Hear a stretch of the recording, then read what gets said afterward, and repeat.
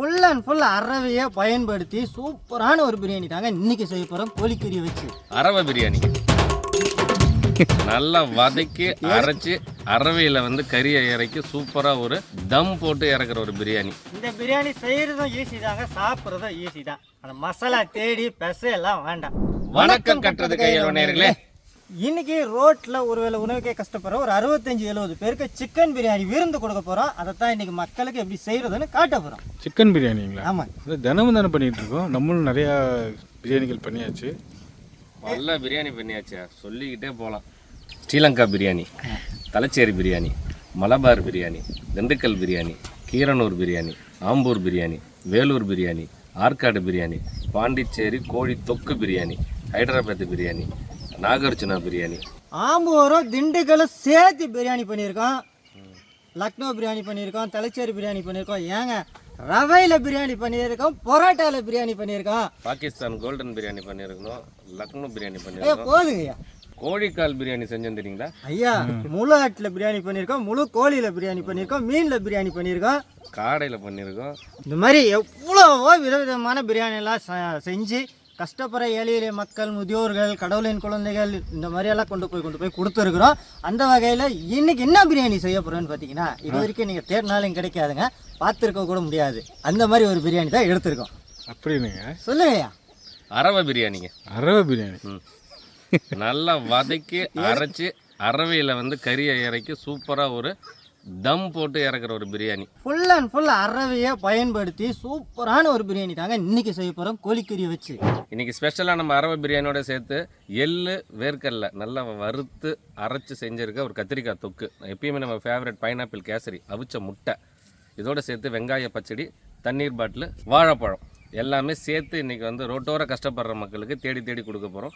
இவ்வளவு விருந்துக்கும் யார் காரணம் வந்து பார்த்தீங்கன்னா, ஜோஸ்னா மேத்யூ அவங்களுடைய பிறந்த நாளுக்காக அவங்க குடும்பத்தார் வாழ்த்தி விருந்து கொடுக்க சொல்லியிருக்காங்க. அவங்க யார் யாருன்னு பார்த்தீங்கன்னா, Josh Mathew, Sheeba, Jovik Mathew, Anand sir மற்றும் பாட்டி விமலா யூஎஸ்ஏலேருந்து கொடுக்க சொல்லியிருக்காங்க. இன்றைக்கி அவங்க மட்டும் பிறந்தநாள் கொண்டாடாமல் ஏழை எளிய மக்கள் எங்களோட சேர்ந்து இந்த பிறந்தநாள் காணும் அந்த நல்ல உள்ளம் உயர் புகழுடனும் நீண்ட ஆயுளுடனும் நிறை செல்வத்துடனும் வாழ்ந்து இன்னும் கஷ்டப்படுற ஏழை எளிய மக்களுக்கெல்லாம் மீண்டும் மீண்டும் உதவணும் என்று கட்டுறது கையில் குடும்பத்தின் சார்பாகவும் இன்னைக்கு பசியார போற ஏழை எளிய மக்களின் சார்பாகவும் பிறந்த நாள் வாழ்த்துக்களையும் நன்றிகளையும் தெரிவித்துக் கொள்கிறோம். அரவை பிரியாணிக்கு தேவையான பொருட்கள் பார்க்க போறோம். நல்ல பெருசா வாங்கி வெட்டின கோழிக்கறி, செக்கெண்ணெய், எள்ளெண்ணெய், பெரிய வெங்காயம், நாட்டு தக்காளி, மல்லித்தலை, புதினா, பச்சை மிளகாய், பூண்டு அரவை, மஞ்சள் தூள், தனி மிளகாய் தூள். இது நம்மளுடைய பிரியாணி மசாலா. இந்த பிரியாணி மசாலா எப்படி செய்யறதுன்ட்டு ஏற்கனவே நம்ம வீடியோ போட்டிருப்போம். அந்த மசாலா தான் இந்த மசாலா. அந்த வீடியோ தேடி எடுக்க முடியாதுன்னு நம்மளே சொல்லிடலாம் சார். அந்த மசாலா என்னென்ன போட்டிருக்கீங்க? பட்டை, கிராம்பு, ஏலக்காய், அன்னாசிப்பூ, கல்பாசி, மிளகு, ஜீரகம், சோம்பு, வரமிளகாய் எல்லாத்தையும் வறுத்து அரைச்சி பவுடர் பிரியாணி மசாலா. இன்னும் வந்து அதில் ஜாதிக்காய், ஜாதி பத்திரி, இது ரெண்டுமே கொஞ்சம் கொஞ்சமாக சேர்த்து நம்ம அரைச்சிருக்கோம். இஞ்சி அரவை, பாஸ்மதி அரிசி, கல் உப்பு, எலுமிச்சை சாறு, கெட்டி தயிர், புளிப்பு தயிர். இன்னைக்கு உங்களுக்கு ஒரு கேள்வி. எனக்கா மக்களுக்கா? இல்லை, நான் உங்களுக்கு தான் கேட்குறேன். எனக்கு. ஆமாம், இந்த கேமரா பற்றி கேட்டோன்னு மக்களுக்கா நினச்சேன். உங்களுக்கு தான். சொல்லுங்கள். தேவையான பொருளை நீங்கள் தான் எப்பயுமே எங்களுக்கு ஷார்ட் எடுக்கிறீங்க கேமராமேனா. இன்றைக்கி இது பிரியாணிக்கு முக்கியமான பொருளே நாங்கள் வைக்கல. என்ன பொருள் கண்டுபிடிங்க? இவ்வளோ பிரியாணி ஷார்ட் எடுத்துருக்கீங்க. பட்டை, கிராம்பு, ஏலக்காய் இதெல்லாம் இல்லையா ஐயா? ஆமாங்க. இந்த பிரியாணி அரவை பிரியாணிக்கு இல்லை, நம்ம நார்மலாக ஸ்பான்சர் பண்ணுறதுல இன்னும் நிறைய ஐட்டங்கள் வேறு இருக்கும்ல? ஆமாம், இன்னும் வேறு இருக்கும். நம்ம முக்கியமான பிரியாணினாலே பட்டை, கிராம்பு, ஏலக்காய் தான் வாசனைன்னுவாங்க. அதை தான் ஆரம்பத்தில் போட்டு பண்ணுவாங்க பிரியாணி. இந்த அரவை பிரியாணிக்கு அது கிடையாது. பரவாயில்ல, கரெக்டாக கண்டுபிடிச்சிட்டிங்க. எப்படா பட்டை கிராம்பு எல்லாம் பண்ணுவீங்கன்னு யோசிக்கிறீங்களா? அதுக்கு தான் நம்மளுடைய பிரியாணி மசாலா இருக்குது. அதுவே போதுமான சுவையும் கொடுத்துரும், மனமும் கொடுத்துரும். இப்போ அரவை பிரியாணிக்கு கோழிக்கறி நல்ல பெரிய பெரிய பீஸை, பிரியாணி பீஸை வெட்டி எடுத்துருக்கோம், நல்லா க்ளீன் பண்ணி வச்சுருக்கோம். அந்த கோழிக்கு ஒரு மசாலா போட போகிறோம். அந்த மசாலா போட்டு அதில் ஒரு 1/4 மணி நேரம் கம்பல்சரி அந்த மசாலா ஊறணும். அதுக்கு மசாலா போட்டுக்கலாம். 1 கிலோ அளவுக்கு பிரியாணி பண்ணுறீங்கன்னா 1 கிலோ கறி எடுத்துங்க. அந்த 1 கிலோக்கான அளவு பொருட்கள் ஒரு 3/4 டேபிள் ஸ்பூன் மஞ்சள் தூள். அடுத்தது பார்த்தீங்கன்னா நம்மளோட வரமிளகாய் தூள், இது ஒரு 2 டேபிள் ஸ்பூன் அளவு சேர்த்துங்க. அடுத்தது நம்மளோட ஸ்பெஷல் பிரியாணி மசாலா, நம்மளுடைய மசாலா, இது ஒரு 2.5 டேபிள் ஸ்பூன். நல்ல மணமாக இருக்கும், சரியான வாசனை கொடுக்கும் பிரியாணிக்கு. இதுவும் கறியில் சேர்த்துக்கிறோம். ஒரு அரை கைப்பிடி அளவு வெட்டி வச்ச மல்லி, ஒரு 1/4 கைப்பிடி அளவு புதினா தழை, கறிக்கும் மசாலாக்கு ஏற்றப்போ கல் உப்பு. இது அப்படியே நல்லா கறியில் இந்த மசாலா ஏறுற அளவு நல்லா பிசைஞ்சு ஒரு 1/4 மணி நேரத்துலேருந்து 20 நிமிஷம் முடிக்க ஊற வச்சாலே போதும். நீங்கள் 1 கிலோ ரைஸ் எடுக்கிறீங்கன்னா தாராளமாக 1.5 கிலோ அளவு கூட கறி எடுக்கலாம், நான் 1.25 எடுக்கலாம், இல்லை 1 கிலோ கூட வச்சு பண்ணலாம். உங்களுக்கு ஏற்ற மாதிரி நீங்கள் கறி எடுத்துங்க. தண்ணி எதுவுமே நம்ம ஊற்ற தேவையில்ல, இந்த மசாலா மட்டும் எல்லா கறியிலும் ஏறினா போதும். முக்கியமாக இந்த பிரியாணி மசாலா நல்ல வாசனை இந்த கறியில் ஏறணும். இது அப்படியே ஒரு 20லேருந்து அரை மணி நேரம் ஊறணுங்க. இப்படியே இது ஒரு 20 நிமிஷம் ஊட்டுங்க. நம்ம கிச்சனில் அரிசி ஊற வைக்க போகிறோம். அந்த அரிசியும் பார்த்திங்கன்னா கரெக்டாக ஒரு 20 நிமிஷம் ஊறினாலே போதுமானது, கரெக்டான பக்குவத்தில் இருக்கும். பிரியாணி செய்ய ஆரம்பிக்கிறேங்க. சின்ன உள்ளி வச்சுட்டு பிரியாணி செய்ய ஆரம்பிக்கிறேன்றீங்க. முக்கியமாக இதில் ஒரு சில பொருட்களை போட்டு வதக்கி அரைக்கணும். அதுதான் இந்த அரவை மசாலா. ஃபஸ்ட்டு பார்த்துருப்பீங்க தேவையான பொருள். இஞ்சி அரைச்சி வச்சுருக்கோம், பூண்டு அரைச்சி வச்சுருக்கோம், நம்மளுடைய பிரியாணி மசாலா அரைச்சி வச்சுருக்கோம். அதுக்கப்புறம் பார்த்தோம்னா இப்போ வதக்கிற மசாலா, இதையும் வதக்கி அரைக்க போகிறோம். இதனால தான் அரவை கோழிக்கறி பிரியாணி. நீங்கள் எந்த பிரியாணி செஞ்சாலும் எந்த அரிசி போட்டு செஞ்சாலும் எண்ணெய்ன்னு அளவு பார்த்தீங்கன்னா 200 கிராம் தாங்க எண்ணெய். நிறைய பேர் என்ன பண்ணுறாங்கன்னா, நம்ம இப்போ 1 கிலோவுக்கு 200 கிராம் எண்ணெய் சொல்லிடுறோம். இது இல்லாமல் வாசனைக்கு ஒரு 3 ஸ்பூனோ 2 ஸ்பூனோ நெய் சேர்த்துருவாங்க. அந்த மாதிரி செய்யும் போது தான் உங்களுக்கு அந்த கொழுப்பு ஃப்ளேவர் அதிகமாக இருக்கும். உங்களுக்கு அந்த பிரியாணி சாப்பிடும்போது திகட்டும். நீங்கள் சப்போஸ் நெய் சேர்க்குறீங்க அப்படின்றவங்க 150 கிராம் அளவுக்கு எண்ணெயும் 50 கிராம் அளவுக்கு நெய்யும் சேர்த்துக்கோங்க. ஆனால் இந்த மாதிரி ஸ்டைலில் செய்யும் போது இப்போதைக்கு 100 கிராமும், அடுத்து பிரியாணி செய்யும் போது 100 கிராமும் சேர்த்துக்கலாங்க. இப்போ நம்ம பண்ணுற பிரியாணி பார்த்திங்கன்னா அரவை பிரியாணி. 1 கிலோவுக்கு 200 ml எண்ணெய் எடுக்கிறோன்னா இப்போ அரவையை நம்ம என்னென்னா நம்ம வதக்க போகிறோம். அது நல்லா வதக்கி தான் அரைக்கணும். அதுக்கு இப்போ 100 ml எண்ணெய் சேர்த்து நல்லா காய்கறிகளை நம்ம வதக்கி எடுத்துக்க போகிறோம். அதுக்கப்புறம் பிரியாணி பண்ணுவோம். பிரியாணி பண்ணுறதுக்கு 100 ml சேர்த்துப்போம். ஆக மொத்தம் 200 ml தான் 1 கிலோவுக்கு. 1 கிலோவுக்கு 400 கிராம் வீதம் வெங்காயத்தை வதக்க போகிறோங்க.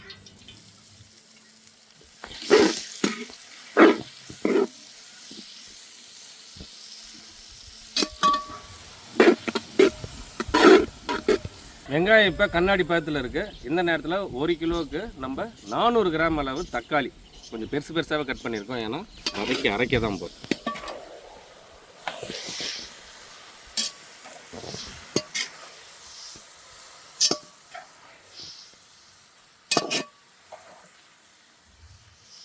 ஒரு 6 பச்சை மிளகா, முழு பச்சை மிளகா காரத்துக்காக. மீடியம் சைஸ் கட்டுங்க. கடையிலலாம் பார்த்தீங்கன்னா சின்ன கட்டு விற்பாங்க. அந்த கட்டில் 1 கட்டு அளவுக்கு மல்லி, அரை கட்டு அளவுக்கு புதினா நல்லா நறுக்கியே மல்லியை சேர்த்துக்கிறோம். நல்லா வாசனைக்கு பிரியாணி இல்லாமல் மல்லி புதினா வாசனை தான். ஏன் ஒரு வார்த்தையை விட்டுட்டீங்க ஐயா?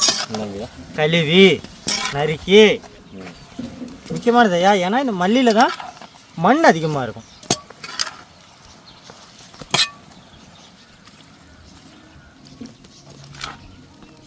அடுத்தது புதினா சேர்த்துக்கணும்.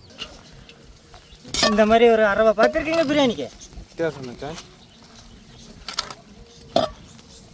இது குழையிறதுக்கு கொஞ்சமாக உப்பு சேர்த்துக்கலாம். இப்போ மாஸ்டர் சொன்ன மாதிரி உப்பு சேர்த்துக்கணும். நல்லா சீக்கிரம் வதங்கி வரும்.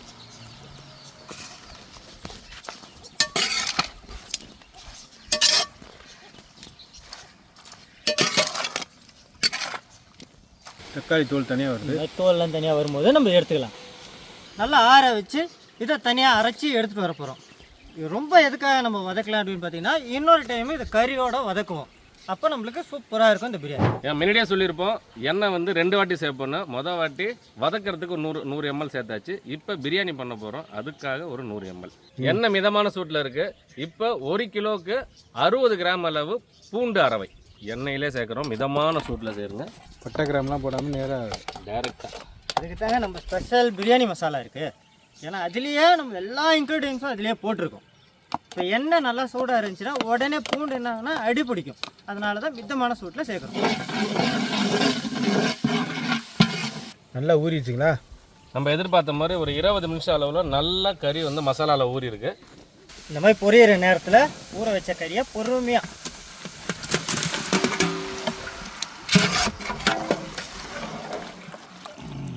கறியிலே இந்த மசாலா போட்டு ஊறினதுனால தான் அந்த கறியில் அந்த கலர் பார்த்துருப்பீங்க.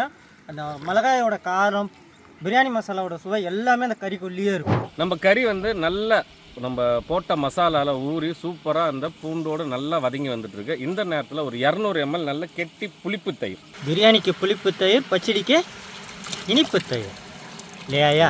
கண்டிப்பாங்க ஐயா, இந்த மாதிரி தயிரை சேர்த்துக்கணும். பிரியாணியில் தயிரை மட்டும் மிஸ் பண்ணாதீங்க. 1 கிலோவுக்கு ஒரே ஒரு பெரிய எலுமிச்சம்பழம் விதை எடுத்துகிட்டு சாறு எடுத்துருக்கோம்.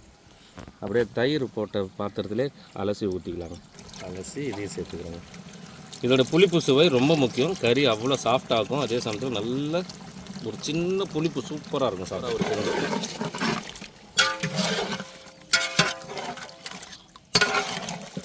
நல்லா வாசனை வருது பாரு.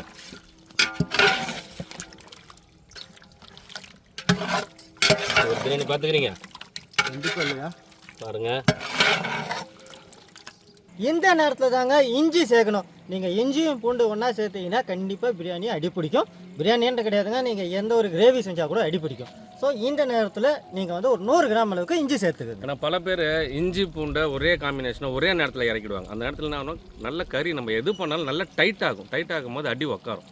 ஃபஸ்ட்டு பூண்டை இறக்கிட்டு அதுக்கப்புறம் தான் கடைசியாக தான் இஞ்சி இறக்குங்க. சுவை நல்லா இருக்கும், நமக்கு அடி பிடிக்காமல் சூப்பராக பிரியாணி வரும்.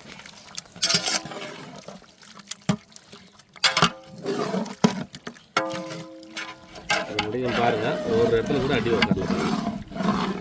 இந்த மாதிரி பண்ணணும் பிரியாணிலாம்.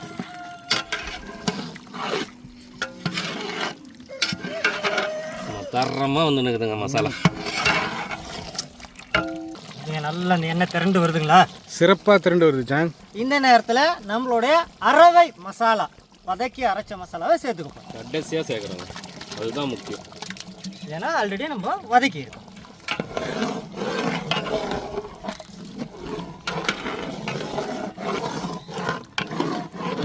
மனம் கவாருங்க. அளவு தண்ணி சேர்த்துக்கிறேங்க. இப்போ நார்மலாக நம்ம வந்து பிரியாணி செய்கிற மாதிரி இருந்துச்சுன்னா 1க்கு 1.5 தண்ணி வைக்கலாம். நம்ம அரவெல்லாம் சேர்த்துருக்கோம். ஸோ தக்காளியில் தண்ணி விடும், வெங்காயத்தில் தண்ணி விடும். அதனால் 1க்கு 1.25. இது வந்து மசாலா இருக்கிறதுனால இதில் சேர்த்து வரும். ஆனால் அளவு பாத்திரம் இதுங்க. என்னங்க ஐஸ் வாட்டர் மாதிரி சில்லுன்னு இருக்குது. கிளைமேட் எப்படி தாங்கய்யா? அந்த அளவில் இருக்குது கிளைமேட். அப்படியே அரவையோடு சேர்த்துக்கிறேங்க.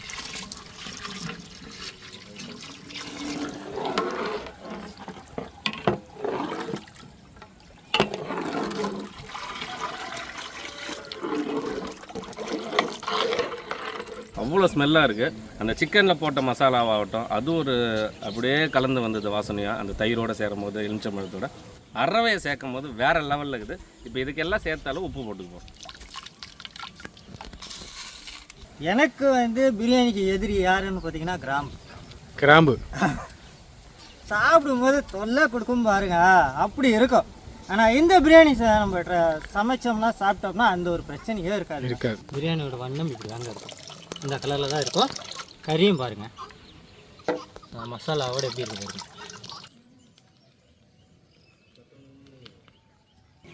நல்லா கொதி வந்துட்டுங்க. இந்த மாதிரி நல்லா கொதிக்கணும். மசாலா நல்லா கொதி வரணும். கொதி வந்தால் தான் அரிசியை இறக்கணும்.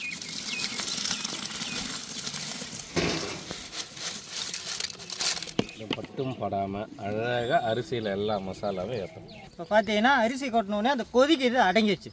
திரும்ப ஒரு 2 நிமிஷம் 3 நிமிஷம் கழித்து திரும்ப கொதிக்க ஆரம்பிக்கும். அந்த கொதிக்கும் போது எல்லா கட்டையுமே எடுத்துகிட்டு வெறும் நெருப்புலேயே தான் இந்த அரிசியை வேக வைக்கணும். அப்போ தான் உங்களுக்கு உதிரியாகவும் குழையாமையும் கிடைக்கும்.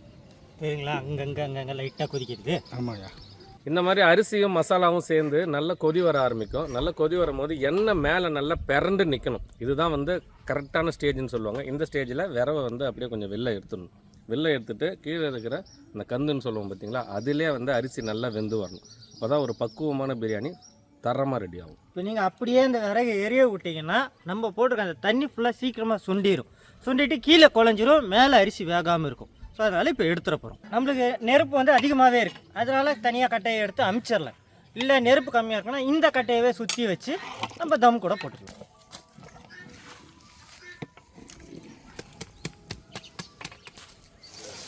மறுபடியும் பயன்படுத்திக்கலாம். ஆமாங்க, உடனே நம்ம இதை அமுச்சிட்டோம்னா இந்த கட்டையை அடுத்த டைம் பயன்படுத்திக்கலாம். அரிசி மேலே வந்துச்சுங்களா? அரிசியும் தண்ணியும் மட்டமாக இருக்குங்களா? கரெக்டாக 20 மினிட்ஸ் 20 நிமிஷம் தம்மு போட்டு எடுத்தால் அட்டகாசமான நம்ம அரவை பிரியாணி தயார். போட்டுலாமாயா? போடுங்க. எல்லாம் கையில் எடுத்து போடணுங்க. என்ன மாஸ்டர் நீங்கள் தெரியாத விஷயத்த கற்றுக் கொடுக்குறேன் நீங்கள்ல, எனக்கு தெரியல, கற்றுக் கொடுங்க. நான் வாயில் தாங்க எப்பயுமே கற்றுக்கிடுவேன். 20 நிமிஷம் ஆயிடுச்சு. இப்போ தம்மு உடைக்க போகிறோங்க. பாருங்க பாருங்க, மயமில்லே முந்தமில்லே. சிறப்பு ஐயா, சிறப்பு. அழகாக பூ மாதிரி பூத்துருக்கு அப்படியே. இது தாங்க பிரியாணியுடைய ரகசியங்கள். எப்போ பிரியாணி உடைச்சாலும் டைரெக்டாக தம் போடும்போது மேலே இருந்து உடைக்காமல் அடி வரைக்கும் விட்டு உடைக்கணும். இதே வடி பிரியாணி பண்ணோம்னா பாதி வரைக்கும் நம்ம உடைச்சாலே கரெக்டாக இருக்கும். அப்போ தான் மசாலா கரெக்டாக நிற்கும். பிரியாணினா ஃபஸ்ட்டு தம்மு தான். பிரியாணி செய்கிற செய்முறையில் ஃபஸ்ட்டு செய்முறை வந்து தம் பிரியாணி தான் நல்லாயிருக்கும். அது விரவில் போட்டு தம் பிரியாணி பண்ணால் அது ருசியே வேறு. விறகுல விறகுல. ரெண்டாவது தான் பார்த்தீங்கன்னா வடி பிரியாணி. நீங்கள் வடி பிரியாணியை விட தம் பிரியாணி ருசிச்சு பாருங்கள், டேஸ்ட்டு வேறு லெவலில் இருக்கும். அப்படி இருக்கு பார்த்தீங்களா? Super song.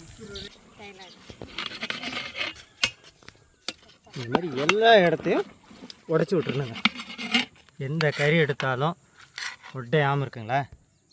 சிறப்பு சாங். அரிசியும் உடையாது. நல்லா இப்படி வச்சுருங்க. வச்சுறையா எப்படி அருமைங்க. பிறந்த நாள் விருந்துனா இதுதான் பிறந்த நாள் விருந்து. எதனா ஒன்று தெரியுதா பாருங்கள், கறி மட்டும்தான் தெரியும். மசாலா கறியில் எப்படி தெரியுது பாருங்க, அப்படியே வண்ணம். கட்டு வந்துச்சுங்களா? கறி வந்துச்சா? இந்த பிரியாணி செய்கிறதும் ஈஸி தாங்க, சாப்பிட்றதும் ஈஸி தான். அந்த மசாலா தேடி எல்லாம் வேண்டாம். பாருங்க எப்படி சாப்பிடுவோம். இல்லைக்கா, இதில் எல்லா மசாலாவுமே கலந்துருக்கு. நீங்கள் அப்படியே எடுத்து சாப்பிட வேண்டியதான். இந்த பூ பூவாக இருக்குது ரைஸு. நம்ம போட்டு மசாலாவில் ஊற வச்சதுனால கறி கலர் பார்த்தீங்களா, அது ஃபுல்லாகவே அப்படியே இறங்கியிருக்கும். எப்படிக்கா இருக்கு? அரவை பிரியாணி செம்ம பக்காவாக வந்திருக்குண்ணே, சூப்பராக இருக்குது. அது எப்படின்னா நம்ம நார்மலாக செய்கிறோம்னா நம்ம மல்லி புதினாலாம் எடுத்து ஓரம் கட்டிடுவோம், வெங்காயம் தக்காளின்னு எல்லாம் தனித்தனியாக நம்ம எடுக்க வேண்டியது இருக்கும். இது அந்த மாதிரிலாம் இல்லாமல் அரைச்சி போட்டோன்னா அது ஒரு டேஸ்ட்டு சுவையாக இருக்கும், சூப்பராக இருக்கும். கறியிலையும் பாருங்கள் நல்லா செம்மையாக அந்த அரவை வந்து இறங்கியிருக்கு, பார்க்கவே வித்தியாசமாகவும் இருக்குது, சாப்பிட நல்லா சுவையாகவும் இருக்குது. உங்கள் வீட்டு பொண்ணுக்கும் இதே மாதிரி எங்கள்கிட்ட வந்து சொல்லுங்கள், நாங்களும் செஞ்சு தரோம். ஏன்னா இது மட்டும் பிரியாணி கிடையாது, இன்னும் பிரியாணி வகைகள் நிறையா இருக்குது. அதுவும் நம்ம மக்கள்கிட்ட செஞ்சு காட்டுவோம்.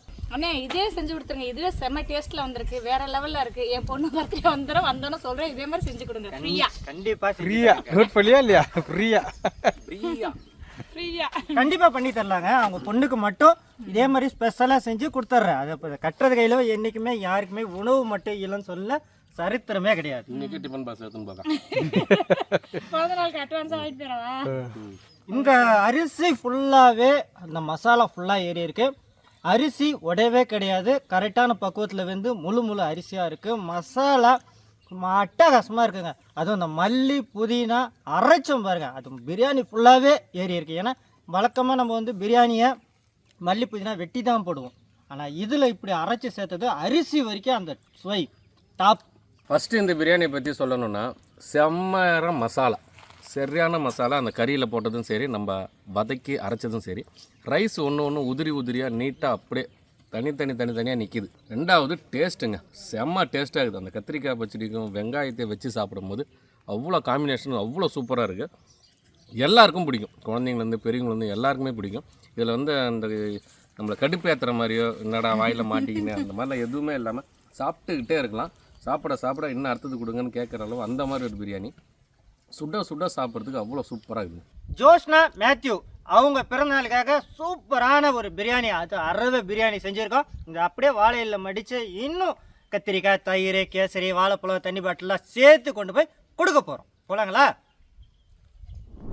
வழக்கம் போல் நம்ம ஃபேவரட் பைனாப்பிள் கேசரி, நல்ல முந்திரி திராட்சை, அதுவும் அரேபியன் திராட்சை போட்டு சூப்பராக பண்ணியாச்சு. கத்திரிக்காய் நல்லா குழஞ்சி வந்துட்டு இந்த நேரத்தில் எள்ளு வேர்க்கடலை நல்லா வறுத்துருக்கோம், சேர்த்துக்கிறோம். இது சேர்த்தா தான் கத்திரிக்காய் டேஸ்ட். ரெகுலராக சேர்க்குறது தானே ஐயா? கண்டிப்பாக ஐயா. வரும் பாருங்க ஒரு வாசனை. தயிர் பச்சடியா? ஆமாங்க, எப்படி கலர்ஃபுல்லாக இருக்குது பாருங்க. கலர்ஃபுல் தயிர் பச்சடி கட்டிக்கிட்டே இருக்கீங்களா? ஏற்கனவே நிறைய முன்னாடி பாதி போட்டு வச்சுங்க. என்ன விஜயாக்கா சொல்லுங்கண்ணே. பேச்சா இருந்தாலும் இவ்வளோ பார்சல் கட்டிட்டீங்களே, பரவாயில்லையா? பரவாயில்ல. அடுத்தது கத்திரிக்காவா? எள்ளு வேர்க்கடலை போட்டது ஸ்பெஷல். நம்ம சாப்பிட்ட மாதிரியே அரவை பிரியாணி அதில் வச்சு ஒரு முட்டையை வச்சு